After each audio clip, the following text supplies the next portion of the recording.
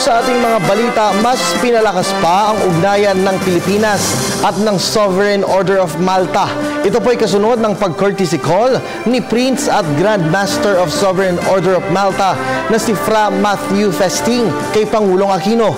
Dito po ay formal nang i-turn over ng Sovereign Order of Malta ang donasyon nitong 700 bagong bahay sa Basay Samar at Bantayan Island sa Cebu. Ang detalye niyan ihahatid po sa atin ang aming kasamang si Elena Luna mula sa Palasyo ng Malacanang. Live! Maraming salamat, Kirby. Kasalukuyang nagaganap ngayon ng official luncheon sa loob ng Palasyo ng Malacanang para sa bumibisitang Grand Master ng Sovereign Order of Malta. Pero bago ito, Kirby, ay nagbigay muna ng press statements ang Pangulong Aquino at si Fra Matthew Festing. Ayon sa Pangulo, binabot ng Pangulo ang kanyang pasasalamat sa pagiging katuwang ng Sovereign Order of Malta sa Build Back Better na adhikain ng Pilipinas para sa mga lugar na nasalanta ng bagyo. Si Fra Festing naman, sinabi niya na may plano na magkaroon ng cooperation agreement para higit pang lumago ang ugnayan ng Pilipinas at Order of Malta. 50 taon ng diplomatic relations. Sa ganitong makasaysayang pagkakataon, dumating sa Pilipinas ang Prinsipe at Grand Master ng Sovereign Order of Malta na si Fra Matthew Festing para sa 7 araw na official visit.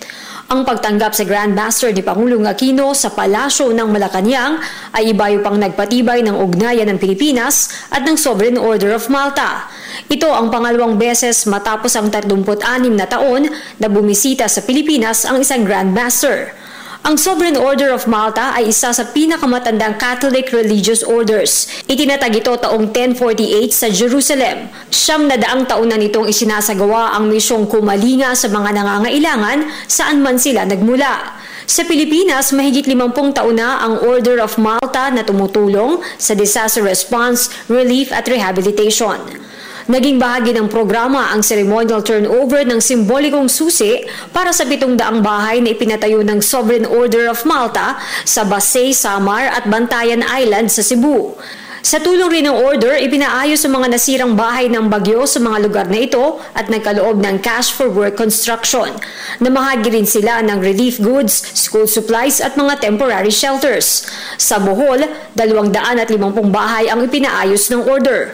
Umabot sa 124 na milyong piso ang kabuuang halaga ng tulong ng order para sa biktima ng bagyong Yolanda sa Pilipinas. Nagkaloob rin sila ng tulong sa Pilipinas noong mga bagyong Ondoy, Sendong at Pablo at nang yanigi ng lindol ang Bohol at Cebu. Bilang pagkilala sa bumibisitang Grand Master, ginawaran ng Pangulo si Fra Festing ng Order of Sikatuna, Rank of Grand Collar o Raha. Ipinagkaloob naman ni Fra Festing kay Pangulong Aquino ang Order Pro Merito Melitensi Grand Collar.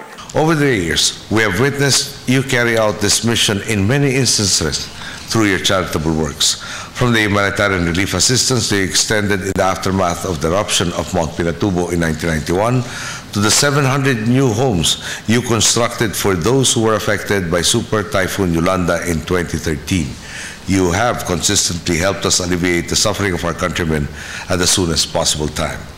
Today's ceremonial handover of the symbolic key to these houses further illustrates the Order's generosity towards their fellow men.